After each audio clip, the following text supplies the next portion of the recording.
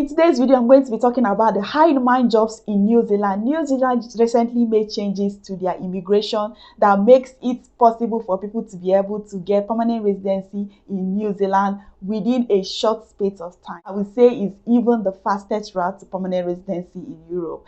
Some of these jobs, you will be surprised that they don't even require a degree, and I'm going to be sharing all the details with you. So if you're as excited as I am, go ahead and give this video a thumbs up so that many more people will be able to see this opportunity. Hi everyone, welcome and welcome back to my channel. If you're new here, my name is Linda Eze. I'm a registered nurse and I worked in the UK for almost 4 years and then I moved to the US. So in this channel, I share information about nursing abroad, getting jobs abroad, remote job opportunities worldwide. So if you're interested in any of those, be sure to join the family by subscribing and always hang around in this channel because I believe the information I share here will be very useful to you or your loved ones. Some of the professions you'll be able to get permanent residency straight away. For some others, you will need to work for 2 years and then you get permanent residency. Really interesting. So I've divided this video into 2 parts. The first one is to share my screen and show you all the high demand jobs in New Zealand, and the interesting one is that it also includes trade skills, and I'm going to show you all the details. On the second part, I'll be sharing with you 3 tips that will help you to maximize this opportunity. So make sure you watch this video to the very end so that you get all the information that you need. New Zealand government, they launched 3 paths to permanent residency in their country, and these 3 paths are, they have the straight to residence visa, the work to residence visa, and they also have highly paid residence visa. For straight to residence visa, you guess that immediately you get a job, you also get residence visa. Your role must be on tier 1 on the green list. This is what I'm going to be showing you in a bit. So once you get a job that's on tier 1, also meet certain requirements, you'll be able to get a residence permit in New Zealand as quickly as possible. The next one is that if you have a job on tier 2, that this one will include nurses, midwives, and the rest of it. If you get a job on tier 2, then after 2 years you'll be able to get a residence visa in New Zealand. And then the third one is that if you get a job that is highly paid and also meets certain requirements, this one they said employment or an offer employment in a role that is paid at least twice the median wage, okay, that is currently 55 New Zealand dollars, approximately 55.5 New Zealand dollars, then you will be able to also get a residence visa, okay, which is really cool. And so the high demand jobs in New Zealand, if you go to New Zealand website, you'll be able to see a details, and I'm excited about some of them because some of them are actually trades jobs. So if you've not watched my previous video about the agreement they have with certain skills, then you want to watch that video after you finish watching this video, okay, because it will be very valuable. So the high demand jobs, they have the anesthetic technicians, they have the anesthetic geologists, and the engineering jobs.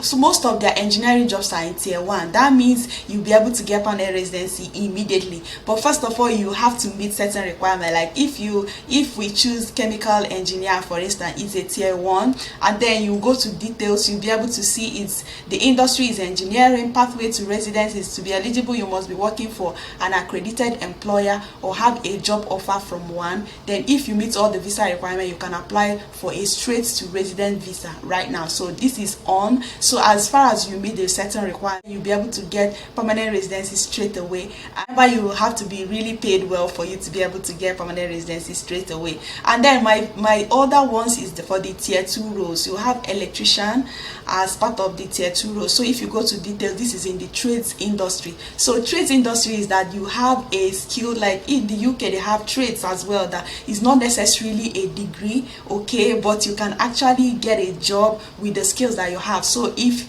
it is in Nigeria, for instance, they have a trade school in Lagos that you can go for, and they will give you a certificate as an electrician, as a plumber, and all of that. So if you have that particular trade certificate, then you are also eligible. So it's the same way for New Zealand. So this one, after 2 years, you'll be able to get a permanent residency in New Zealand. So they also have other tier 2 roles for nurses, different kinds of specialty for nurses, mental health, surgical, and the rest of it.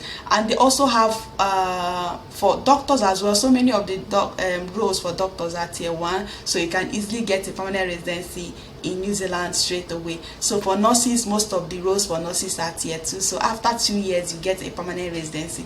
Really interesting. And in they also have for lab technicians, because I know a lot of my subscribers, they are lab technicians and they are looking for opportunities. So they also have for lab, let's see, the lab technicians,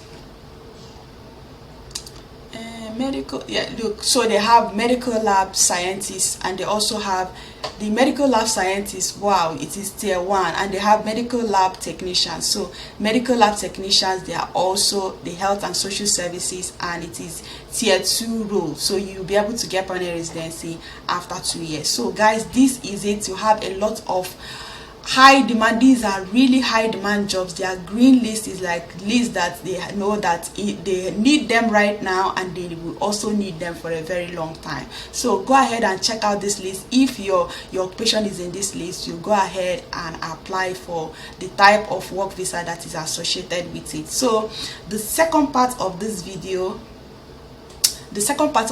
is now to share tips that will help you to be able to maximize this list. So as I must have mentioned when I was explaining, you will notice that some of these things, they actually need a lot of experience for you to be able to get this straight residence, as you must have seen.